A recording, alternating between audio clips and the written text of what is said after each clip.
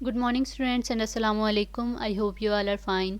Today is the fourth lecture of physics. We were doing chapter number 1, that is physical quantities and measurements.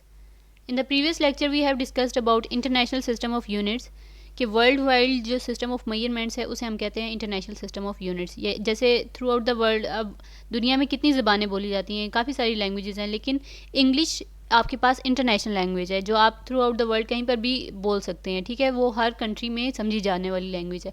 इसी तरह world wide system of measurements में हमने measurements के standard fix कर दिए हैं जो थ्रू आउट द वर्ल्ड जो सेम रहते हैं, ठीक है। जैसे लेंथ का जो है वो throughout the world metre है, मैस का किलोग्राम है। अब इसके बाद हमने डिस्कस किया था बेस यूनिट्स को और डिराइव्ड यूनिट्स को।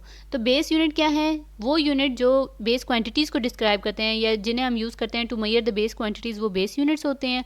और डिराइव्ड यूनिट्स वो यूनिट्स होते हैं जिन्हें हम यूज़ करते हैं to measure the derived quantities. और इनके हमने सेवरल एग्जाम्पल्स भी पढ़ी थी, टेबल में आपके सामने गिवन है। इसके बाद हमने पढ़ा था प्रीफिक्सेस का। प्रीफिक्सेस बेसिकली वो वर्ड्स या लेटर हैं जो हम ऐसा यूनिट से पहले यूज़ कर रहे होते हैं। जैसे अच्छा, ये हम प्रीफिक्सेस यूज़ क्यों कर रहे होते हैं? प्रीफिक्सेस हम यूज़ कर रहे होते हैं ताकि हम बहुत कोई बड़ी वैल्यू है या कोई बहुत छोटी वैल्यू है तो उसको सिंपलेस्ट फॉर्म में लिख सकें। जैसे ये आपके पास 20,000 ग्राम है, ठीक है। 20,000 ग्राम में अब ये जो 1000 है इसे कन्वर्ट कर दिया 10 की पावर 3 में, which is basically a prefix kilo, ठीक है। इसकी जगह पे हम लिख सकते हैं किलो। तो ये अब ये सिंपलेस्ट फॉर्म हो गई है। इसी तरह कोई बहुत छोटी वैल्यू है 0.000, तो उसको भी हम कन्वर्ट कर सकते हैं। ये सामने जो प्रीफिक्सेस हैं इनकी हेल्प से हम उसे सिंपलेस्ट फॉर्म में कन्वर्ट कर सकते हैं। अब ये वाली नोटेशन है ना, ये होल नंबर या ऑर्डिनरी नोटेशन है, ठीक है, जो 20,000 ग्राम्स वाली है। और जब आपने इसे 10 की पावर में कन्वर्ट कर दिया ना, तो ये आपने उसे साइंटिफिक नोटेशन में कन्वर्ट कर दिया। लेकिन साइंटिफिक नोटेशन के लिए एक कंडीशन एक्स्ट्रा आ गई है कि number should be in between 1 and 10। आपने जो अभी लिखा था वो था 20 × 10 की पावर, ठीक है। लेकिन अब यहाँ पर होना चाहिए number should be in between 1 and 10। 1 और 10 के बीच में ही नंबर होना चाहिए। तो साइंटिफिक नोटेशन क्या है? It is a notation in which a number is expressed as some power of 10, जिसमें हम नंबर को किसी पावर ऑफ 10 की फॉर्म में रिप्रेजेंट करते हैं। जैसे ये आपके पास क्या है, पावर ऑफ 10 की फॉर्म में रिप्रेजेंट हुआ है। बट रिस्ट्रिक्शन क्या है कि number should be in between 1 and 10। अब 3.84 यानी ये 1 और 10 के बीच में आ रहा है ना, तो इस नोटेशन को हम कहेंगे कि ये साइंटिफिक नोटेशन है। अब इसी की एग्जांपल्स गिवन है। The moon is 384 millions metre away from the earth. Distance of the moon from the earth can also be represent as 3.84 × 10⁸ metres, ठीक है। यानी ये आपके पास कौन सी, ये ऑर्डिनरी नोटेशन है या सिंपलेस्ट फॉर्म है या जो भी आप कहते हैं इसे ऑर्डिनरी फॉर्म है, होल नंबर की फॉर्म है। और इसको सिंपलेस्ट फॉर्म में लिखने के लिए हम क्या करेंगे, 10 की पावर में इसकी साइंटिफिक नोटेशन की फॉर्म में लिखेंगे, 10 की पावर में लिखेंगे। और 10 की पावर में लिखते कैसे हैं? आप फर्स्ट नॉन ज़ीरो डिजिट यानी ज़ीरो के अलावा जो भी डिजिट होगा उसके बाद आप खुद से पॉइंट लगाएंगे। जैसे यहाँ पर हो जाएगा 3.84 और आगे जितने भी डिजिट्स हैं ना 1 2 3 4 5 6 7 8 वो आ जाएंगे 10 की पावर में। तो लिखने का क्या तरीका है? फर्स्ट नॉन जीरो डिजिट के बाद आप खुद से पॉइंट लगाएंगे। जैसे ये यहाँ पर 3.84 लिखा हुआ है, फर्स्ट नॉन जीरो डिजिट के बाद आपने पॉइंट लगा दिया और जो आगे जितने भी डिजिट्स हैं आपने उन्हें काउंट करके 10 की पावर में लिख देना होता है। तो ये इसकी साइंटिफिक नोटेशन होती है। और similarly the standard form of, अब ये स्टैंडर्ड फॉर्म या ऑर्डिनरी फॉर्म है, ये अब आपको यहाँ पर गिवन है। लेकिन आपके लिए कंडीशन क्या है साइंटिफिक नोटेशन के लिए कि फर्स्ट नॉन जीरो डिजिट के बाद पॉइंट होना चाहिए। तो आप लिखेंगे 4.5 और क्योंकि अब आप पीछे की तरफ काउंट करेंगे 1 2 3 4, लेफ्ट साइड पे जब काउंट करते हैं तो पावर में नेगेटिव का साइन आ जाता है। इसी चीज़ को हम बुक से भी डिस्कस करेंगे। Open your books, this is page number 8।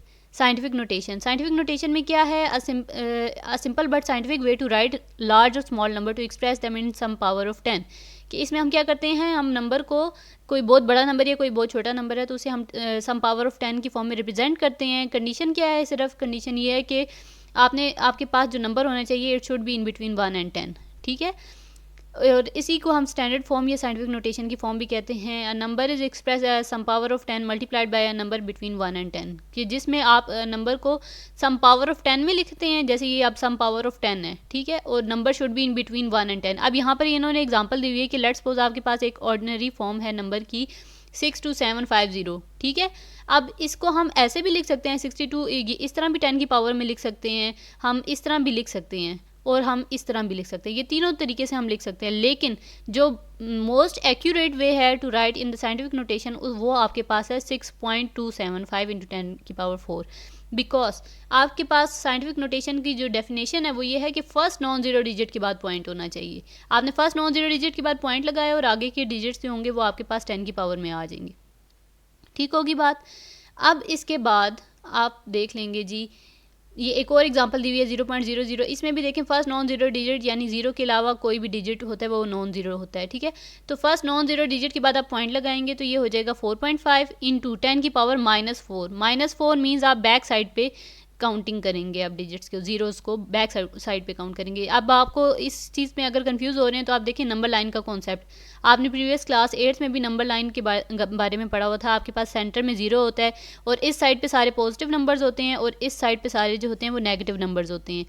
तो यही चीज़ आपने अपने माइंड में रखते हुए आपने देखना है कि जब आपके पास ये डिजिट था ना 62750, आप फर्स्ट नॉन जीरो डिजिट के बाद पॉइंट लगाएंगे, उसके बाद आप डिजिट्स काउंट करें ऑन द राइट साइड। ठीक है, राइट साइड पे जब काउंट करेंगे तो पावर जो होगी वो पॉजिटिव नंबर आएगी। ठीक है, +4 हो जाएगी। और जब आप यहाँ पर पॉइंट लगाने के बाद आप लेफ्ट साइड पे काउंट कर रहे हैं 1 2 3 4, तो उस केस में आपके पास ये पावर हो जाएगी -4, क्योंकि हमने देखा कि लेफ्ट साइड पे नंबर लाइन की लेफ्ट साइड पे नेगेटिव नंबर्स हैं। सिमिलरली ये देखें यहाँ पर अगर एक क्वेश्चन है 0.000, ढेर सारे जीरोज़ हैं और उसके बाद 16 ग्राम्स, तो आप क्या करेंगे, आप इसको साइंटिफिक नोटेशन में कन्वर्ट करने के लिए फर्स्ट नॉन जीरो डिजिट के बाद पॉइंट लगाएंगे तो ये बन जाएगा 1.6।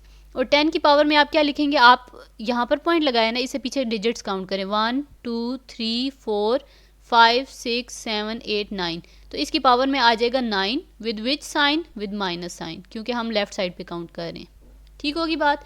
सिमिलरली अब आप यहाँ देखें फर्स्ट नॉन जीरो डिजिट के बाद पॉइंट लगाऊंगी तो ये बन जाएगा 6.4 और आगे कितने डिजिट्स हैं 1 2 3 4 5 6, तो मैं ऊपर 6 का नंबर लिख दूंगी, विद प्लस साइन ही होगा क्योंकि हम राइट साइड पे काउंट कर रहे हैं। तो I hope this concept of scientific notation is now clear to you. हम अपने नेक्स्ट टॉपिक पे जाते हैं विच इज़ मेजरिंग इंस्ट्रूमेंट्स। अब मेजरिंग इंस्ट्रूमेंट्स क्या है, वो इंस्ट्रूमेंट्स जिनको हम मेजर करते हैं। अभी देखिए चैप्टर का नाम क्या था, फिजिकल क्वांटिटीज़ एंड मेजरमेंट्स। तो मेजरमेंट्स के लिए हमें मेजरिंग इंस्ट्रूमेंट्स का पता होना चाहिए कि कौन से इंस्ट्रूमेंट्स की हेल्प से हम, कौन से चीज़ों की हेल्प से हम मेजरमेंट कर सकते हैं। तो अब मेजरमेंट्स हमारे पास पहले होती कितनी टाइप्स की, हमारे पास 4 टाइप्स की मेजरमेंट होती हैं। लेंथ की मेजरमेंट्स होती हैं तो उसके लिए हम लेंथ मेजरिंग इंस्ट्रूमेंट्स को यूज़ करेंगे। मैथ की मेजरमेंट करनी हो तो हम मैथ मेजरिंग इंस्ट्रूमेंट्स को यूज़ करेंगे। टाइम की मेजरमेंट करनी हो तो हम टाइम मेजरिंग इंस्ट्रूमेंट्स को यूज़ करेंगे। वॉल्यूम की मेजरमेंट करनी हो तो वॉल्यूम मेजरिंग इंस्ट्रूमेंट्स को यूज़ करेंगे। यानी इन डिफरेंट पैरामीटर्स की मेजरमेंट के लिए हमें डिफरेंट इंस्ट्रूमेंट्स चाहिए होंगे। तो अगर मैंने लेंथ की मेजरिंग इंस्ट्रूमेंट्स को डिस्कस करना है तो मेरे पास कौन कौन से हैं।